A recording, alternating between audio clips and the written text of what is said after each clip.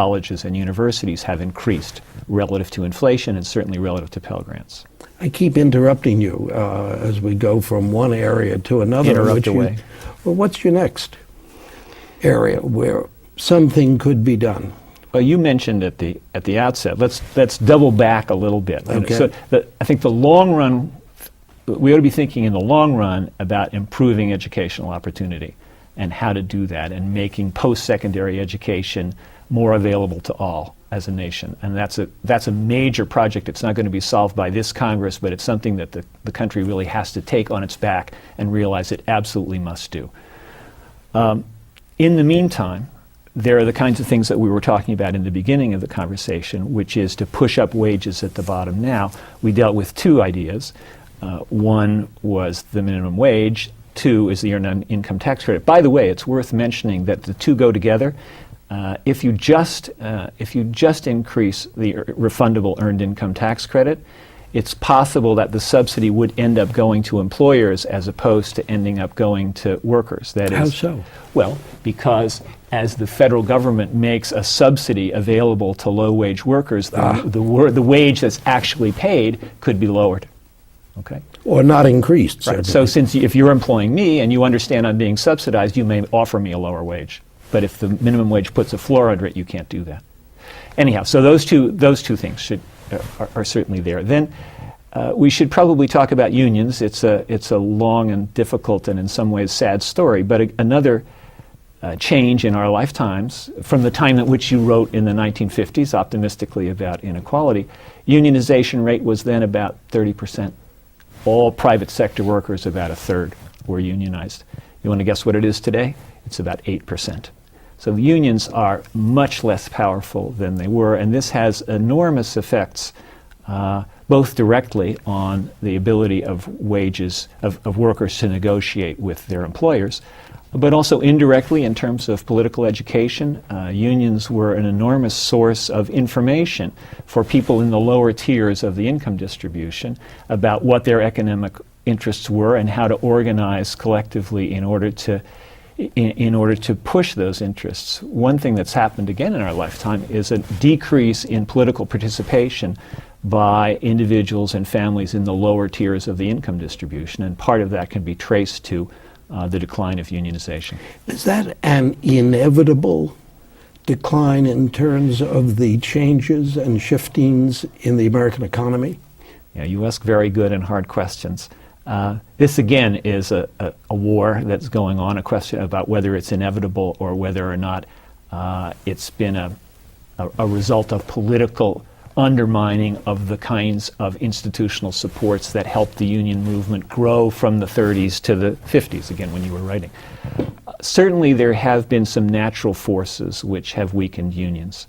The mobility of capital has increased, the ability to manufacture offshore. Most of the unions, the big unions, were represented in the large industrial sectors of the economy. Those sectors have shrunk. We're largely a service economy now, not a manufacturing economy. So as manufacturing moved elsewhere, the seat of the unions, the sort of redoubt of the unions shrank. So that was certainly something that happened as a result of market forces. Also, capital mobility makes it possible for employers to credibly threaten to move manufacturing elsewhere if workers organize and press their wage demands. So, does that lead you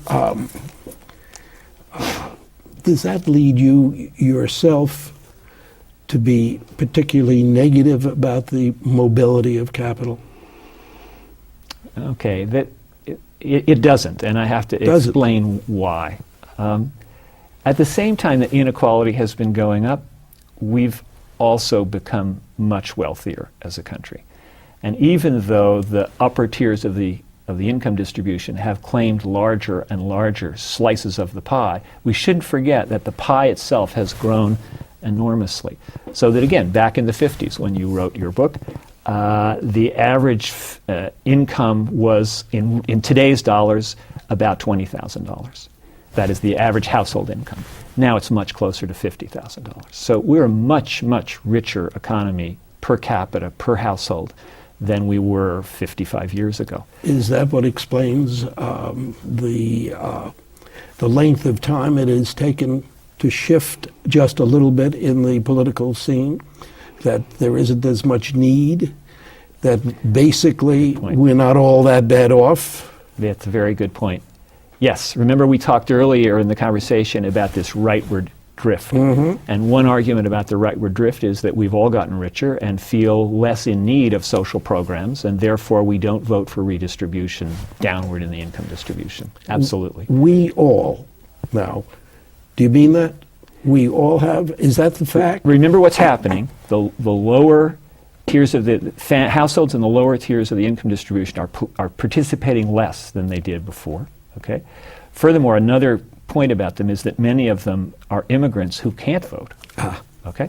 So now couple that with the idea that the average household in the U.S. has gotten richer over the last 50 years and is looking pretty much as towards itself as its own source of security as opposed to the government. And you get less and less political support for transfers from the haves to the have-nots. And we're still the land of opportunity then. We're still the land of opportunity. Well, we should talk about that because I think that was the last place I was going to get to Go in ahead. the program. But let me just double back to say that the pie did grow. Remember you asked me about the mobility of capital, and so I said this politically incorrect thing about how I'm not against the mobility of capital. I think the mobility of capital causes all kinds of social upheavals, and that as a society we should respond to those social upheavals and we should try to compensate the losers when capital moves and creates social disruptions, and we don't do nearly enough of that. But I don't think we should put big controls on capital mobility because after all, capital moving is moving to more productive, higher productivity investments, which ultimately enrich us all. So there's a consumer surplus that we all benefit from moving capital to its most effective uses. Some people get hurt. We should do more. We, the winners, should do more to compensate the people who get hurt. We don't do that. We have only 4 minutes left, and I don't want to stop what you're doing, but I do want to ask on that question, do you think it's likely that do we ever show signs of doing enough to balance the imbalance that you refer to?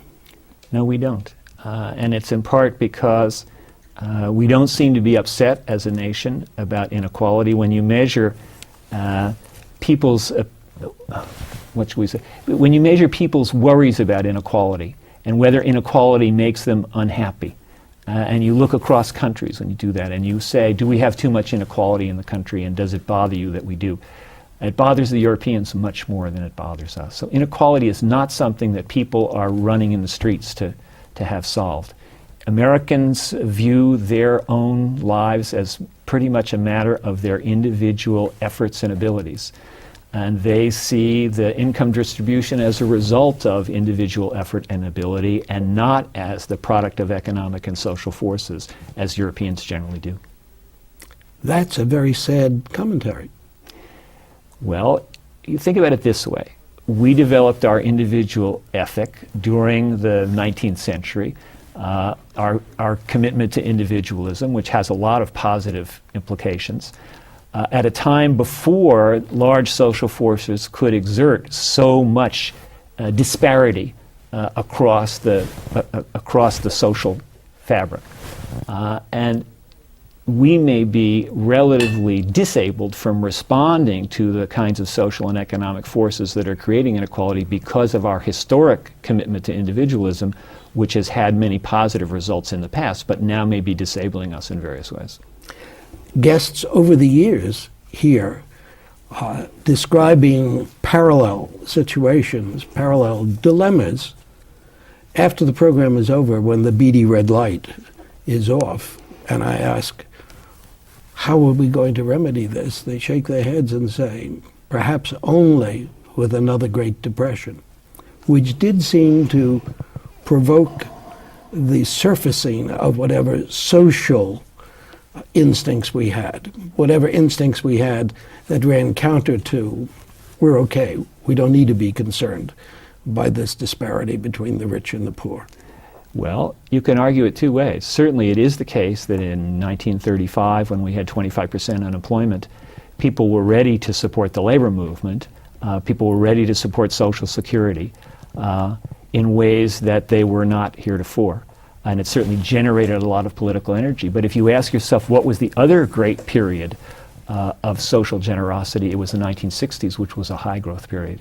So perhaps generosity occurs, or facing up to social problems occurs in two ways. One, if it's happening to us, and two, if we feel wealthy enough to be more generous. But that generosity in the 60s was so vitally connected with the civil rights movement, with the young being brought into the political turmoil, and then it just diminished. True, but remember the war on poverty was in the 1960s, and despite what Ronald Reagan said, we made enormous strides against poverty. We reduced the poverty rate from 25% to 11% in the early 70s. And yes, then there was an enormous political reaction, which we've been living through ever since.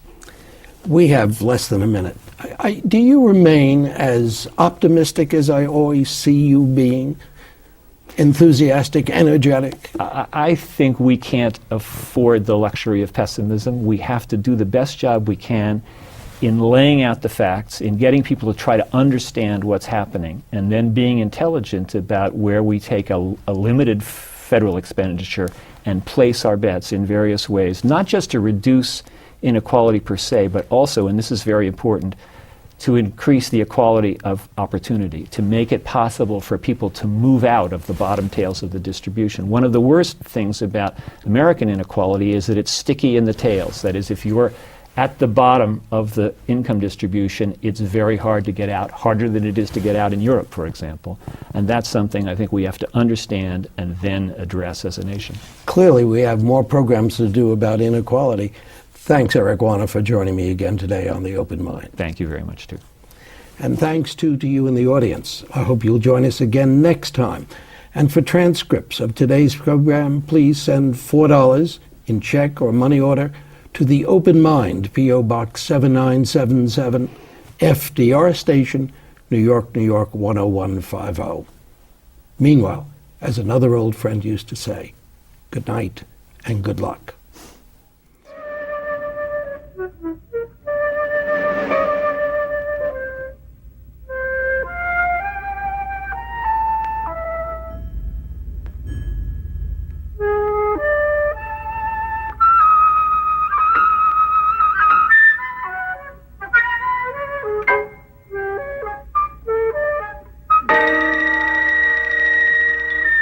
Continuing production of The Open Mind has been made possible by grants from the Rosalind P. Foundation, the Bluestein Family Foundation, the Alfred P. Sloan Foundation, Carnegie Corporation of New York, the Russell Sage Foundation, the Malkin Fund, May and Samuel Rudin Family Foundation, and from the corporate community, Mutual of America.